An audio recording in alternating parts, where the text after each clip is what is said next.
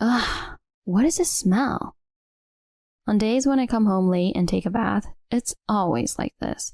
There's a greenish, really unpleasant smell drifting through the bathroom. The likely source of the smell is probably my husband. I honestly didn't want to think about what he might be doing in the bathroom.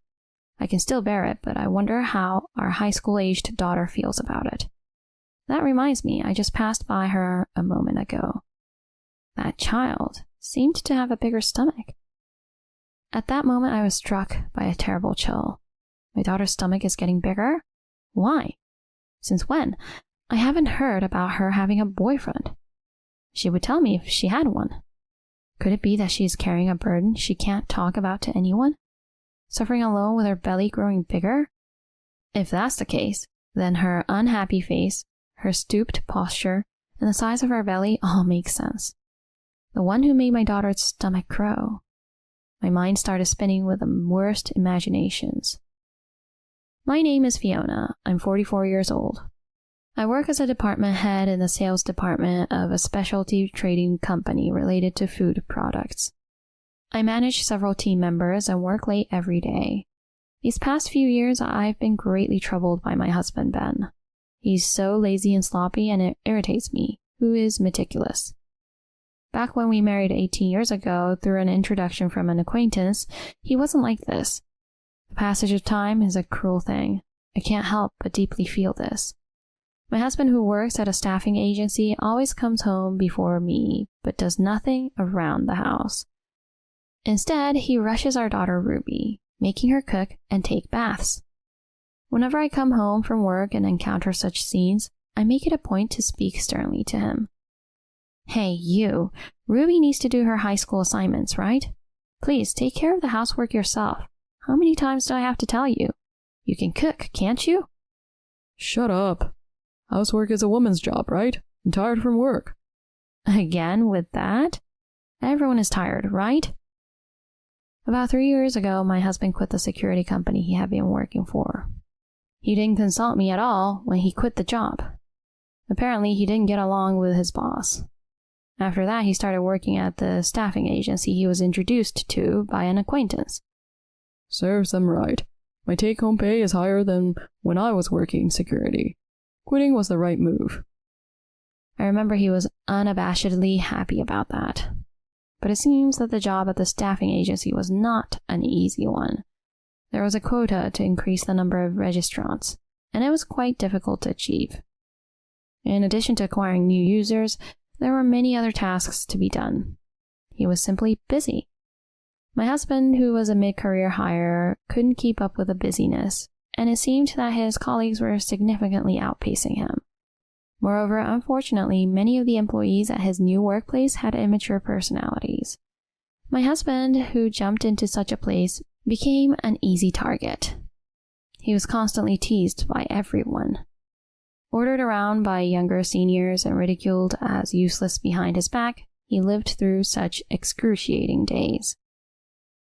Those terrible jerks. Just watch. All they do is childish harassment. My husband became more and more rough day by day. He was always the kind of person who preferred being at home. He began to vent the stress accumulated at work at home. Hey, the food. What's going on?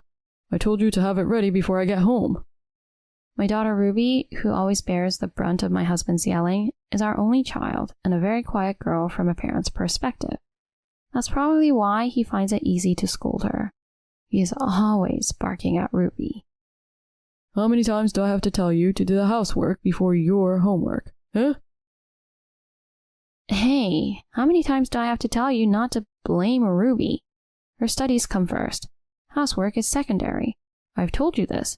Make your own meals. It's because you coddle her like that she's no good. My husband can't defy me. Although we work in different places, I earn much more and hold a higher position. I don't mean to be bossy, but I had to protect my daughter. My husband would yell at Ruby, and I would defend her and blame him. This was the routine in our family. At that time, I couldn't even imagine that he would do such things to our daughter. It was about 2 years ago that I noticed a clear change in my husband's behavior. At that time, it seems the stress he faced at work had become considerable. He often had bags under his eyes from lack of sleep, and he muttered to himself a lot. Those jerks. They're really taking me for a fool. Just you wait. I'll show them. One day I noticed something shocking on my husband's head. There was a spot above the left temple where a clump of hair had completely fallen out. After I pointed out, he rushed to the bathroom and shouted loudly in frustration. I've got a bald spot the size of a dime. It's all because of those jerks at the company. Damn it. Maybe you should go to the hospital, and maybe talk to your supervisor. The supervisor is trash too. What's the point in talking to him? Eventually, my husband expressed a desire to quit the staffing agency. I stopped him. Before quitting without a plan, I wanted him to find something else first. Sending Ruby to a good university, saving for retirement, and the daily expenses, my income alone isn't enough. I couldn't let him quit his job. Every time I argued this, he scratched his head in frustration. What do you want me to do then? Should I just keep suffering alone, huh? Nobody is saying that. Why would you think that? If he's being harassed, he should confront it properly. Nowadays, the company he works for should have a compliance office. It's foolish to just complain without following proper procedures. Even when I said this, my husband, who is meek outside, seemed unable to do anything. He continued to bring home the stress accumulated at work and vented it by shouting. Maybe it was still better when it was just shouting. Gradually, my husband started drinking a lot. He got into gambling on weekends. Unnecessary expenses increased, and the atmosphere at home only worsened. He started going out more often, and our money dwindled rapidly. It must be because I looked anxious. One day, a friend noticed and reached out to me, offering to help with any problems. I needed to keep track of where and what my husband was doing to some extent. Grateful for my close friend's kind offer, I asked her for a favor. Later, this would greatly help my daughter and me, but that's a story for later. On one such weekend night, as I was washing dishes in the kitchen, I heard my husband's shouting from the living room, followed by the sound of breaking glass and Ruby's scream. When I went to check, the room was a disaster. Broken glasses, scattered peanuts, and various other items were all over the place. Amidst this chaos, my husband was yelling something at Ruby, who was crouched and covering her ears. His speech was slurred from the alcohol. I couldn't understand what he was saying. When he tried to step on Ruby's back, I quickly restrained him with a bear hug. "What are you doing? It's despicable to try to kick your daughter when you're drunk." It's her fault. I was enjoying my drink and she brought her study materials to the living room. Ruins the taste of the booze, eh? Are you listening? For that? I can't believe it. I left my husband and rushed to Ruby. I felt terribly sorry for my daughter, who had been yelled at and almost kicked for such an unreasonable reason. What's the big deal about studying in the living room? If the booze tastes bad, that's my husband's problem. I understand he's stressed, but it's insane to vent it by tormenting our daughter. Never do such a thing to Ruby again. Understand? Oh, that's right. Then you better give me $500 each month. If you do that, I won't bother Ruby at all. I've been short on money lately, you know? Using our daughter as a hostage to blackmail your wife? Stop saying such stupid things. How low can a person fall before they're satisfied? Day by day, my husband seemed to become a more sloppy and pitiful person. His drinking increased, his spending became more reckless, and he gradually became unmanageable. On a night about a year after these troubles began, I came homely and grimaced the moment I entered the bathroom. Ugh, what is this smell? A greenish, really unpleasant smell was drifting through the bathroom. Looking at the bathtub, there seemed to be some white liquid floating as well. Unfortunately, this wasn't the first time I had encountered such a disagreeable situation. On days when I come homely and try to take a bath, it often ends up like this. The cause of the smell is undoubtedly my husband. Honestly, I didn't even want to think about what he might be doing in the bathroom. I could still bear it, but I wondered how our high school's daughter felt. Speaking of which, I just remembered passing by her a moment ago. She was unnaturally hunched over, sneaking back into her room as if hiding. That child seemed to have a bigger stomach.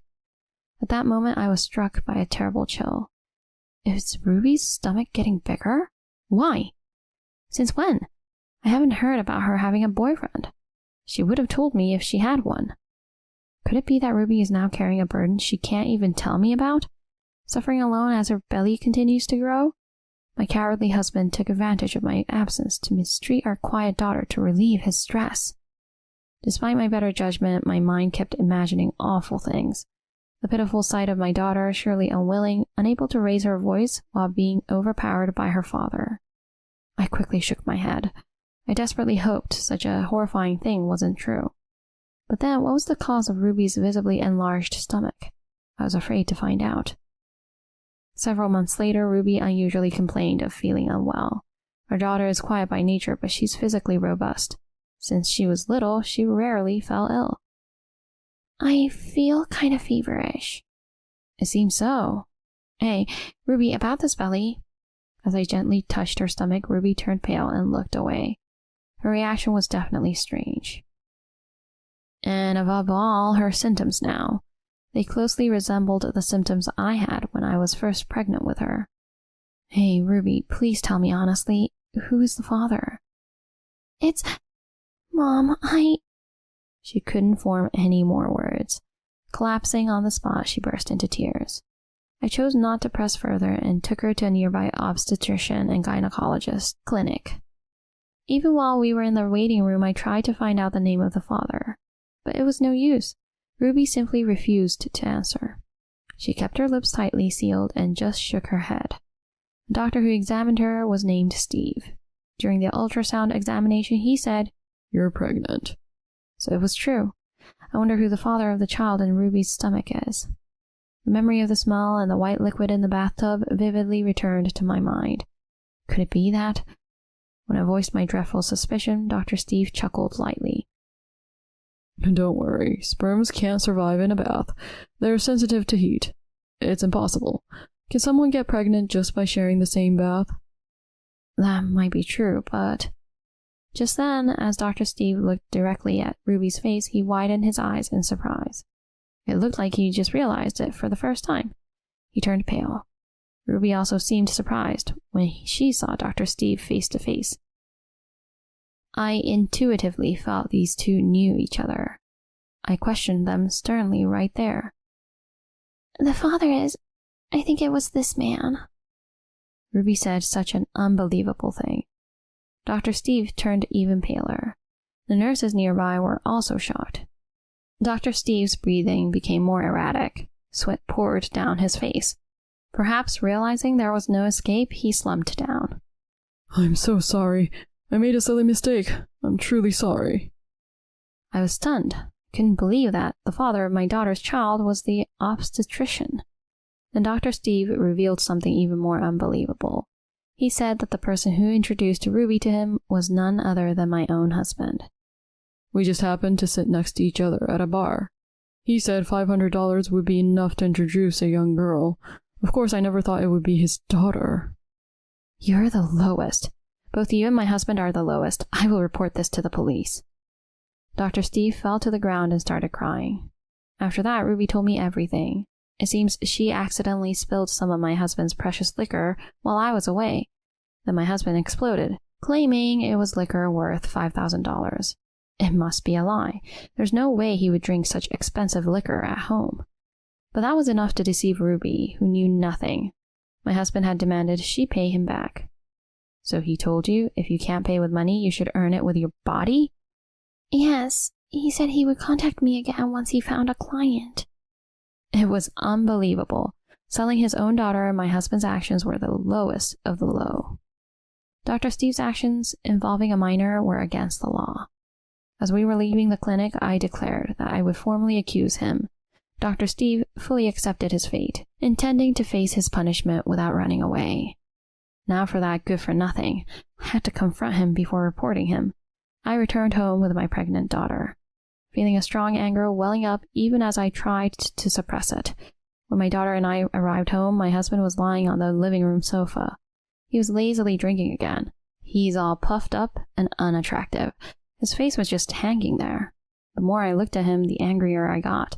I kicked the back of the sofa and yelled at him. You scumbag! What do you think of your own daughter? My husband sprang up as if jolted. He looked at me dumbfounded, his face unshaven and sloppy. It seemed he guessed everything from Ruby's downcast expression. He turned pale. I heard it from Dr. Steve. You sold Ruby, didn't you? No, I was just making Ruby take responsibility. Ruby spilled liquor worth $5,000? Where is such liquor? Show it to me. I was as angry as I've ever been in my life, but at the same time I felt an unbearable chill. It seems when people get too angry, they come full circle to calmness. For a moment, I decided to let Ruby go down to her room. I didn't want her to see the questioning that was about to start with her father. After Ruby left the living room, I made my husband sit on the floor. I switched my smartphone camera to video recording mode, not forgetting to capture the evidence. Confess everything. What you did using your daughter. I'm sorry. I really needed the money. So you sold our daughter. Do you even realize how terrible what you've done is? Imagine how Ruby felt being sold, deceived and taken advantage of by a man she didn't care for, and to end up with an unwanted pregnancy, unable to tell anyone. When I think about how much pain she must have been in, I start to cry. I swear I will never do anything like this again. I swear. Of course you shouldn't. How could you even think of doing it a second or third time? If it were possible, I would have wanted my husband to go through the same ordeal as our daughter. I would want him to experience the same level of pain, sadness, and suffering. But that's hardly possible. Then, punishment is the only option. I told that doctor, Dr. Steve too, that you'd be facing legal judgment. What? Legal judgment? Of course. When you do something wrong, you should be judged. You've violated the laws against prostitution, child welfare. Just so you know, the penalties are quite severe. My husband trembled with fear. What I said was not a threat. The penalty for violating the anti-prostitution law is imprisoned for up to 3 years or a fine of up to $1,000. The penalty for violating the Child Welfare Act is imprisonment for up to 10 years or a fine of up to $20,000. If it becomes known that he sold his daughter, the media will surely make a fuss. My husband's name will be all over the national news. Now confess everything quickly. What did you do with the money you got from selling our daughter? That is, well, you see, Why can't you say it? Just say it clearly. Gambling, right? You enjoyed gambling with the money you got from selling our daughter. Isn't that right? How did you know about that? My husband was shocked, but nothing was surprising. I had expected as much, and I had some evidence. A friend of mine had followed my husband and taken photos as evidence. I stopped the recording on my phone for a moment and showed him a few photos of him gambling away. What? How come these photos exist? When were these taken? You didn't notice, did you? A friend of mine followed you and took these photos. She's always worried about me and Ruby. She says it's sad that my husband is such a good-for-nothing. No, this is different. I only go gambling occasionally. Don't lie to me. What do you mean occasionally? You mean every week, don't you? I knew my husband was under a lot of stress from work. He was so mentally stressed that he even developed alopecia. However, using alcohol and gambling to vent was a big mistake. Moreover, using the money obtained from selling our daughter for fun is utterly reprehensible. I will be discussing this matter in detail with your father and mother as well. No, please wait, don't do that. Both of his parents are elderly and currently reside in a nursing care facility.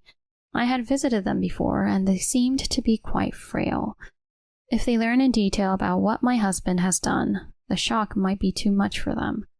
The moment they learn their beloved granddaughter was harmed, it might literally cause them a stroke.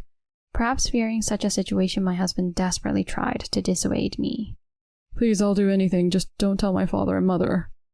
Do you think you're in any position to make such an audacious request? Do you still not understand how angry I am? No, I understand. I get it.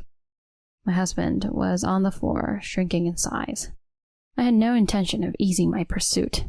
I had had enough of this man and was disgusted by him. Now was as good a time as any to say that. Hey, is there anything else you're hiding from me? What? No, what do you mean? I'm not hiding anything. Are you still lying? You've been cheating, haven't you? Didn't I tell you my friend has been following you and gathering all sorts of information? Have you forgotten that? What? She investigated that too? I have been saving the information for when I would eventually divorce him. My husband was having an affair. The other party is also married, apparently the wife of an executive at a business partner. As I read out the name and details I had noted down about the other woman, my husband started to tremble. It was to be expected. The partner of his affair is known to be quite a fearsome person in their industry. She seems to be quite a well-known figure in the industry, someone with connections that shouldn't be made public and who is even on the police's radar, right? And you went after her? No, it's not like that. I didn't initiate it. She approached me, and one thing just led to another. Can you stop playing the victim? Even after you knew who she was, you kept going to meet her repeatedly, didn't you? And you even took money from her, didn't you? My husband seemed unable to reply. His affair partner was quite wealthy. Moreover, her husband often travels abroad. My husband was summoned during those times and continued the affair. Out in the world, he becomes timid and can't say no to anyone. That's his bad habit. That must have been fully exploited. For me, it doesn't matter who initiated the affair. I know where she lives too, you know. I'm planning to send a certified letter and demand compensation for damages. I'll try asking for $13,000 as a start. Considering the amount, her husband will notice it, I'm sure. Stop. If her husband finds out, my life will be ruined. Stop being so spoiled. Because of you, Ruby's life has already been ruined a long time ago. You're prepared to take responsibility, aren't you? I'm sorry. I'm so sorry. If he's going to apologize, it should be in front of Ruby. Ruby, still a high school student, was forced into an unwanted pregnancy. She's quiet, but she's certainly hurt inside. It's a scar for life. No matter what my husband does, that scar won't disappear. Afterward, I called Ruby to the living room and made my husband apologize to her on his knees. Now for the final touch. I need to get him to sign the divorce papers I had prepared. When I spread out the divorce form on the table, my husband vehemently shook his head, begging not to divorce. Please, I'll do anything, just not a divorce. If you abandon me, how am I supposed to live from now on? I even have debts. You finally said it. You have gambling debts, right? How much in total? About $10,000. I could see Ruby was shocked. A debt amount that could shock even a child. It's appalling that he accrued it through gambling. Naturally, I had no intention of continuing a marital relationship with such a good-for-nothing. No matter what you say, I will definitely divorce you. Oh yes, I'll also be claiming compensation for your affair. Compensation? Of course. Let's see. How about $30,000? That's an incredibly high amount by any standard, but saying it doesn't cost anything. I decided to push it. My husband, unaware of my true intentions, just kept turning paler. How about it? Wouldn't you like it reduced a little? If you sign the divorce papers willingly, I might reduce the fee. You should be grateful, right? Reduce the fee? That is indeed very gracious. I think my husband is not in a state to make rational decisions anymore. Following my command, he signed his section of the divorce form. All that's left is to submit it. Lastly, I ordered my husband to pack his necessary belongings and leave the apartment immediately. What? And you're telling me to leave? But where would I go? I don't care where you go. I just don't want to see your face anymore. Ruby feels the same, doesn't she? She probably thinks her father should just go somewhere else, right? Of course. Dad, just so you know, I will never forget what you made me do and what happened to my body. I will hate you for the rest of my life, understand? I'm sorry. Ruby, really, your dad was foolish. I apologize. In the end, my husband was sobbing. A husband abandoned by his wife and child. Utterly miserable and pathetic. That night, he packed his bags and left the apartment.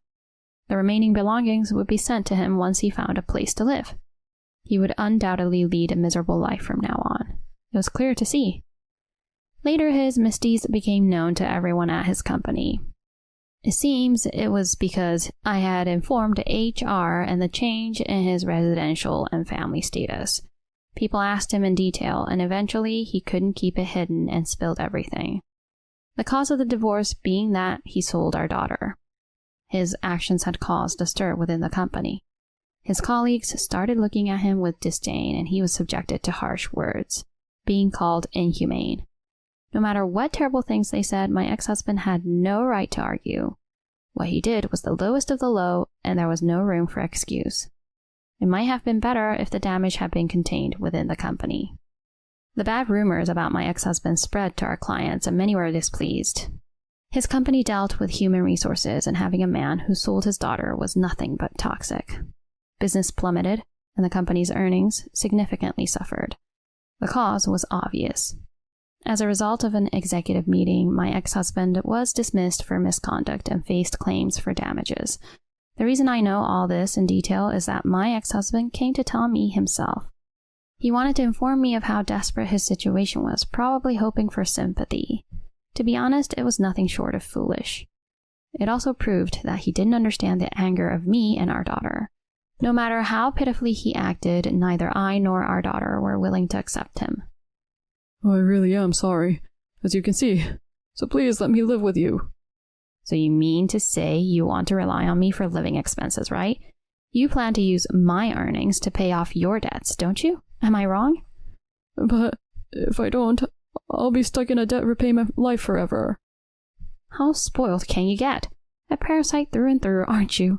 Pay off the debt you accrued yourself. It's your own fault, right? Ruby didn't even come out of her room. She definitely didn't want to see her father's face. Honestly, I felt the same way. There are hardly any good memories of life with him. Whatever little there was had been completely overshadowed by unpleasant memories. Every time we remember him in the future, both my daughter and I will feel pain. He needs to take responsibility for this situation and live far away for the rest of his life. Let me say this again. Neither Ruby nor I want to see your face ever again. Do you understand why? That's because I've been horrible to both of you? Exactly. If you understand, then promise me. Never appear in front of us again. If you come near again, I'll file for a restraining order with the court, understand? My ex-husband seemed to want to say something else, but he must have realized it was futile. He slowly turned away and walked away. He was heading towards a bleak future of debt hell. No one would help him. The more pitiful and lonely his figure seemed as he walked away, the more a sense of relief washed over me. After that, Dr. Steve was suspended from practicing medicine for 2 years and his clinic was closed. As for my ex-husband, burdened with debts and blamed by many, I don't know the specifics. There are only rumors that he lost everything and is scraping by with part-time jobs. We decided to let the life growing inside Ruby return to heaven this time. It was truly regrettable and heartbreaking, but there was no helping it. Neither Ruby nor I were ready to welcome a new life. I wonder how these events have changed her. Ruby seems stronger. The fact that she continues to attend the same high school even after being discharged is proof of her resilience. I had thought she would want to transfer schools because of the embarrassment and pain. It's strange, but I don't feel that embarrassed. I also have a feeling that I don't want to run away from what I did. I think I want to become stronger by the time I can welcome that child again one day. Ruby. Yes, I understand. I will support you with all my might. The one who suffered the most from this ordeal was Ruby. I can't help but feel uplifted by her positivity, making it impossible for me to be negative. While protecting my beloved daughter, I vow to become stronger than ever before. And having endured such hardships, both my daughter and I will find even greater happiness. I truly believe this from the bottom of my heart.